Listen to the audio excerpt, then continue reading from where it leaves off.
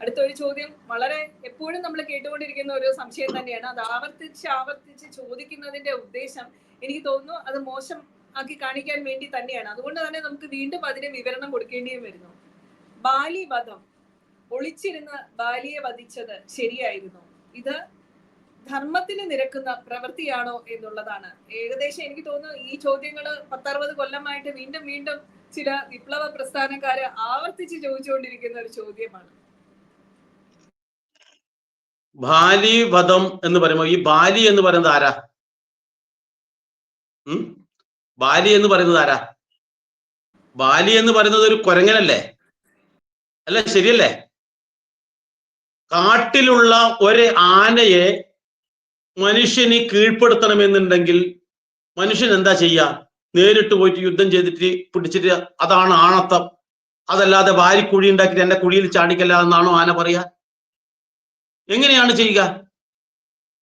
ഒരു ആനയെ കീഴ്പ്പെടുത്തുക, നമ്മളെക്കാൾ ശക്തിയുള്ളതിനെ, അത് വന്യമൃഗത്തിനെ, മനുഷ്യനല്ല ബാലി. ബാലി അതിശക്തിമാനാണ്.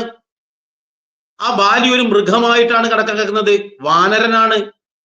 ആ വാനരനെ കീഴ്പ്പെടുത്താൻ വേണ്ടിയിട്ടുള്ള തന്ത്രമാണ്. നമ്മൾ ഈ രാമായണം എടുത്ത് നോക്കിക്കഴിഞ്ഞാലും ഒരു വേടൻ അമ്പെയ്തിട്ടാണ് ഒരു കിളിയെ കൊന്നത്.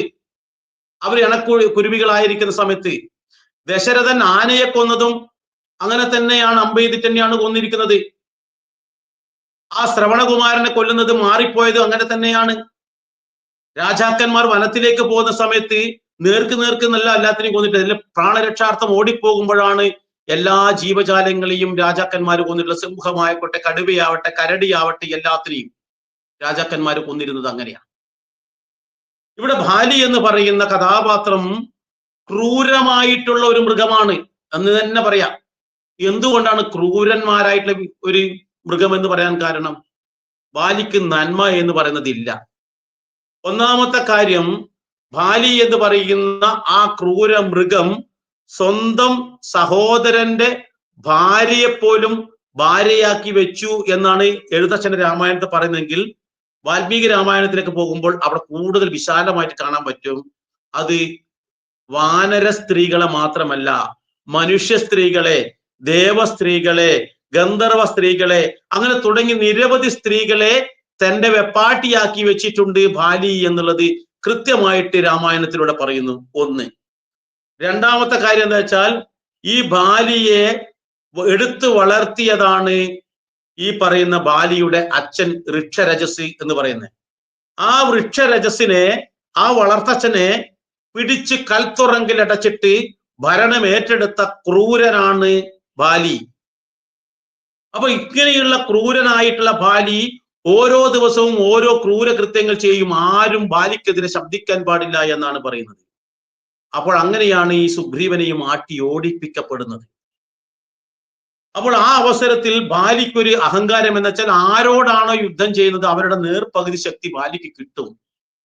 അപ്പോൾ ഒരു മനുഷ്യനും തമ്മിൽ, ഇപ്പൊ രാവണൻ എന്നോട് യുദ്ധം ചെയ്യാൻ വേണ്ടി, രാവണൻ അസുരനായിട്ട് പോലും രാവണനോട് നേരിട്ട് തന്നെയാണ് യുദ്ധം ചെയ്തത്. എന്നാൽ ബാലി ക്രൂരനാണ്, മൃഗമാണ്. ആ മൃഗത്തെ എങ്ങനെയാണോ ഒരു മനുഷ്യൻ കീഴ്പ്പെടുത്തുന്നത്, അതേ രൂപത്തിലും അതേ ഭാവത്തിലും തന്നെയാണ് ഒളിഞ്ഞിരുന്നിട്ട് തന്നെയാണ് കൊന്നിട്ടുള്ളത്. എന്താ തെറ്റ്? ഒരു ആനയായാലോ മാനായാലോ സിംഹമായാലോ ഏതിനെയും രാജാക്കന്മാര് കൊല്ലുന്നത് ഇങ്ങനെ തന്നെയാണ്. നേരിട്ട് പോയി സിംഹത്തിന്റെ വായിൽ കൈയിട്ട് കൊടുത്തിട്ട് കടിച്ചു പറിച്ചിട്ടൊന്നല്ല കൊല്ലുന്നത്. ആണെന്ന് പറയാനൊന്നും പറ്റില്ല. അപ്പോൾ ഇവിടെ ബാലി ഇത്തരം ക്രൂരകൃത്യങ്ങൾ ചെയ്യുമ്പോൾ ശ്രീരാമചന്ദ്രൻ പറയുന്നുണ്ട്, ഞാൻ ഈ ഭാരതഖണ്ഡത്തിലെ അല്ലെങ്കിൽ ഈ ഭൂമി മുഴുവൻ ഭരിക്കുന്ന ഭരതന്റെ സഹോദരനാണ്. മാത്രമല്ല ഭരതന്റെ രാജ്യത്തിന്റെ സേനാധിപനും കൂടിയാണ് ഞാൻ. രാജാവ് ഭരതനാണ്, എന്നിരുന്നാലും ആ രാജ്യത്തിന്റെ കാര്യങ്ങൾ പരിപാലിക്കാൻ അദ്ദേഹത്തിന്റെ അനുജൻ എന്ന രീതിയിൽ എനിക്ക് അധികാരമുണ്ട്. അപ്പോൾ ഇവിടെ ഇത്തരത്തിൽ ക്രൂരകൃത്യങ്ങൾ ചെയ്യുന്നതിനെ ശിക്ഷിക്കാനുള്ള അധികാരവും ഭരതനുണ്ട്.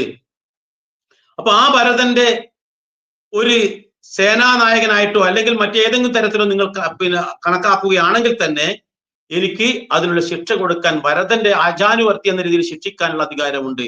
അങ്ങനെ മൃഗത്തിനെയാണെങ്കിൽ എങ്ങനെ ശിക്ഷിക്കേണ്ടത്? ഇത്തരത്തിലാണ്. ഏതിനും അതിൻ്റെതായ രീതിയിൽ ശിക്ഷിക്കാൻ. ഇപ്പോൾ എലിയെ കൊല്ലാൻ വേണ്ടിയിട്ട് 50 കൊല്ലലല്ല, നമ്മൾ പെട്ടി വെച്ചിട്ട് പിടിക്കുക.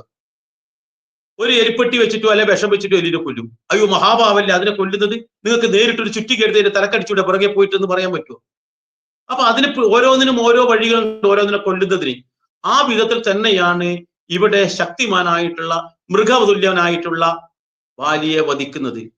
അവിടെ എടുത്തു പറയുന്നു, ശ്രീരാമന്റെ വാൽമീകി രാമായണത്തിൽ എടുത്തു പറയുന്നു, നീ ചെയ്ത ക്രൂരകൃത്യങ്ങൾ നോക്കൂ, നീ നിന്റെ വിഭാഗത്തിൽപ്പെട്ടതിനെ മാത്രമല്ല നിന്റെ വർഗത്തിൽപ്പെടാത്തതിനെ പോലും നീ ഭാര്യയാക്കി വെക്കാൻ വേണ്ടി ഫലമായി പിടിച്ചു കൊണ്ടുവന്ന്, കല്യാണം കഴിഞ്ഞവരെ പോലും പിടിച്ചു കൊണ്ടുവന്ന് നിന്റെ കൽത്തുറങ്കിൽ അടച്ചു, നിന്റെ വളർത്തച്ഛനെ പോലും നീ തളവറയിൽ അടച്ചു, നീ ഇവിടുത്തെ മര്യാദകളെല്ലാം ലംഘിച്ചതാണ്.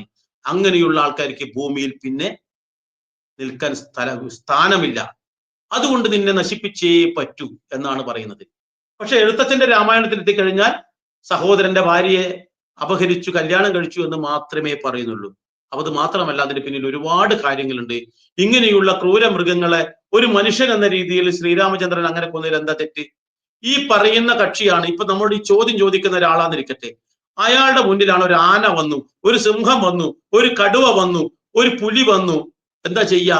ഒളിഞ്ഞിരുന്നിട്ട് ആക്രമിക്കോ? നേരിട്ട് പോയിട്ട് ഏറ്റുമുട്ടോ? ബാഹുബലി പോകുമ്പോലെ എന്താ ചെയ്യാ? അതേ ശ്രീരാമൻ ചെയ്തു. ശ്രീരാമൻ സാധാരണ ഒരു മനുഷ്യനായിട്ടാണ് വാൽമീകി ചിത്രീകരിച്ചിരിക്കുന്നത്. ഒരു മനുഷ്യൻ ചെയ്യുന്നത് എന്താണോ അതാണ് അവിടെ ചെയ്തിട്ടുള്ളത്. എന്താ തെറ്റെന്താണ് അതിന്? അടിപൊളി ഉത്തരം. സത്യത്തില് വിനോദ് ഇത്രയും മനോഹരമായിട്ട് ഈ ഒരു ചോദ്യത്തിന് പല പ്രാവശ്യം പലരും വിശദീകരിച്ചെങ്കിലും ഇത്ര മനോഹരമായിട്ട് ഇനി ആർക്കും തിരിച്ചു ചോദിക്കാൻ പറ്റാത്ത രീതിയിൽ ഒരു മറുപടി വിനോദ്ജി തന്നെയാണ് നൽകിയിട്ടുള്ളത്. ഒരുപാട് ഒരുപാട് നന്ദി.